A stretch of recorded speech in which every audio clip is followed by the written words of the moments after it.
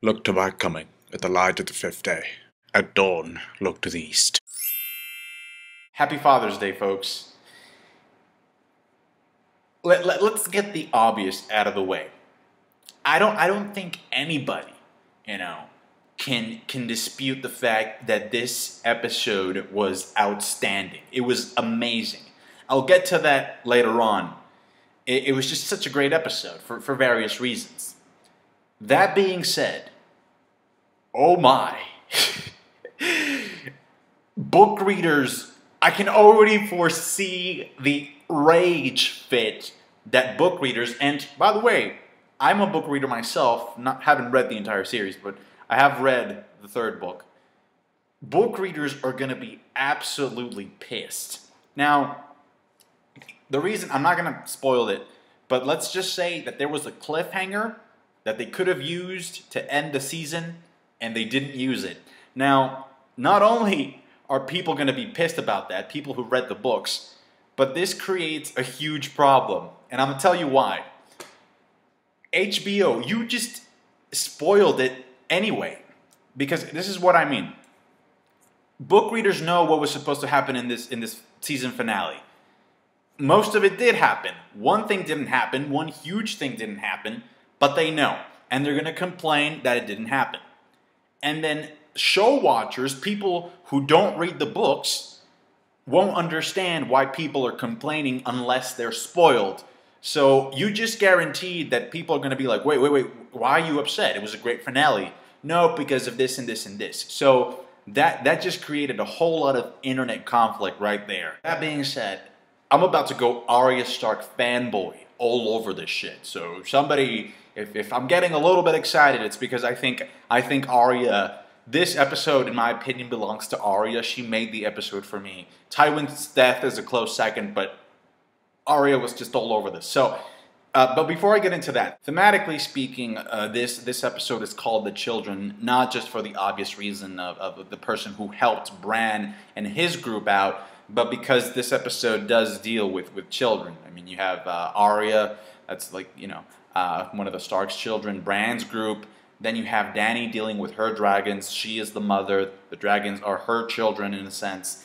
Then you have Tyrion, who's, Tywin's kid, Tywin's child. You have a scene with Cersei and Jaime in the beginning. Although there's one with her and Tywin, which I think is more to the point because they both make references to instances in the past in which Jaime and Cersei were children. So you have one instance of Tywin talking about how, Cersei refused to stay at Casterly Rock.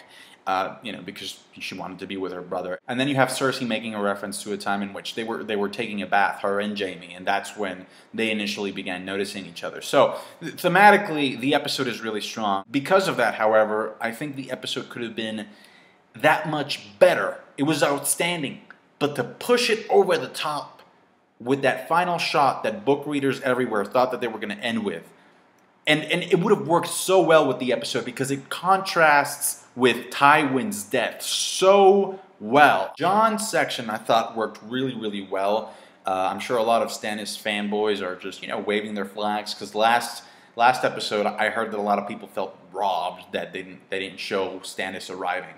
That being said, to sort of keep with the theme of the children in this episode, to keep it consistent, there's two scenes that we get from the wall. One is, the Mance Rayder talk, Stannis arriving, and the second one is the burning of the corpses.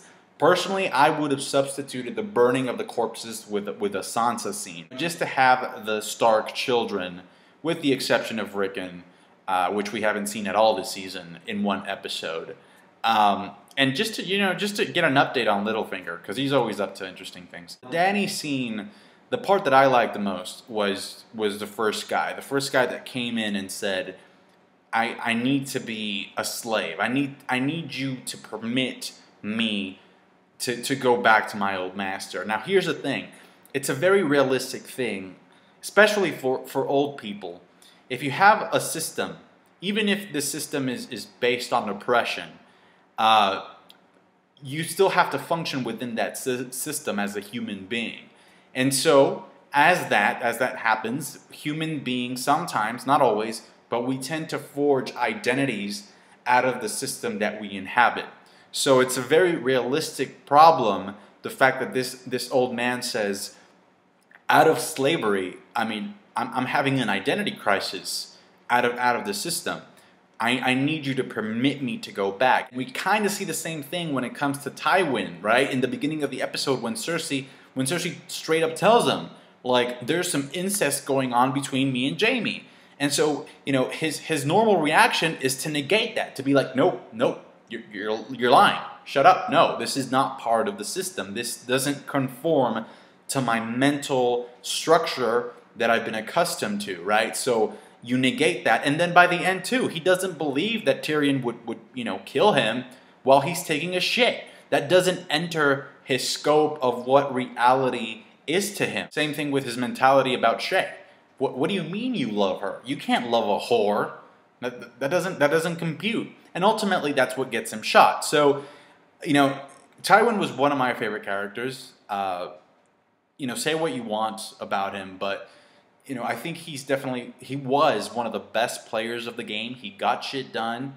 And listen, point blank, if you can get Joffrey and Cersei to shut the fuck up, you're a boss in my book. And even if you don't agree with him, like, there's just something about his character. His character has like this air that just demands respect out of all the people that he surrounds himself with.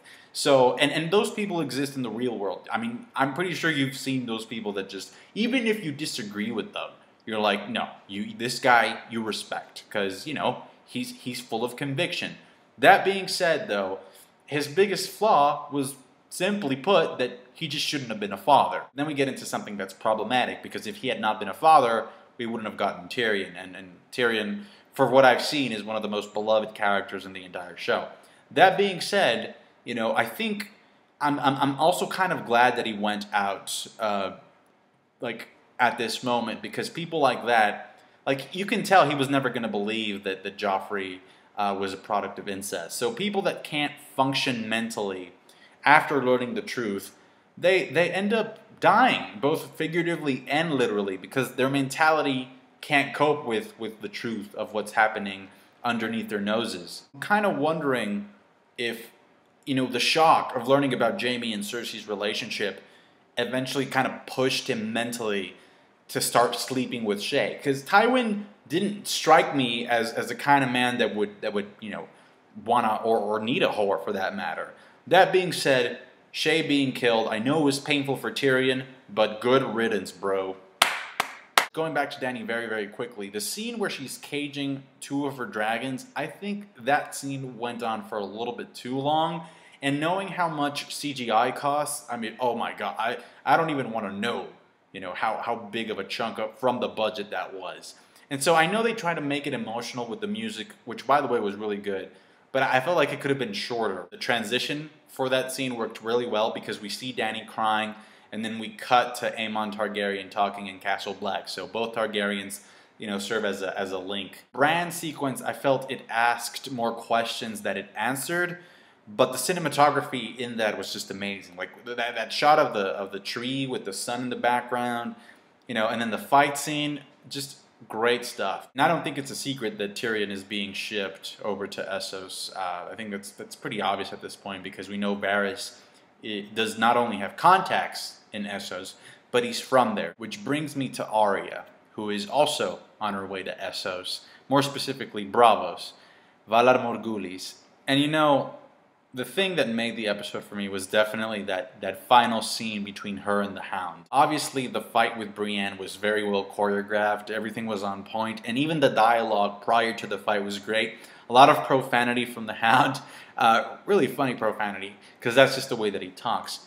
But when this guy tells Arya, I should have fucked your sister, because at least that way I would have had one happy memory. Oh my god, I almost lost my shit. That has to be the saddest thing I've ever heard in this entire show. And it hit me. And it hits Arya too. You can tell by looking at her eyes.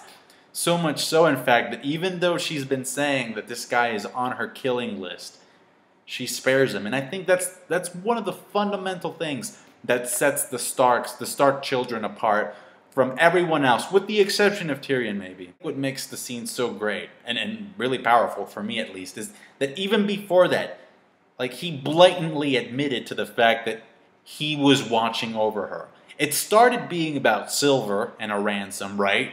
That's how it started, but somewhere along the way, and I happen to think that this mentality of the Hound of watching over Arya shifted during the Red Wedding.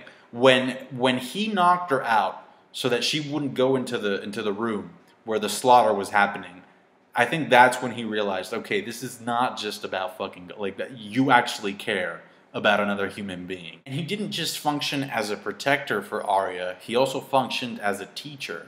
You know, telling her, like, you remember where the heart is, right? That's something I taught you. And then, like, you know, just drilling into her skull that sometimes doing the right thing doesn't pay off. He even highlights it when he talks to Brienne and says, there is no such thing as being safe, you dumb bitch. Like, where's she gonna go? The Hound, in a very, very cool way, and whether he wanted it or not, he kind of laid the foundations for Arya to not only start going on the path of being a legit badass assassin, but also, you know, he set her on the path of being a survivor. And it's just great. I mean, it all came together in that final scene when she's sailing off into the distance. Overall, though, I think this is one of, if not the best season this show has ever had. I cannot wait to get my box set. Thank you so much for watching and thumbing up the review, guys, and sub to my channel because I might be doing some Game of Thrones related videos in the future.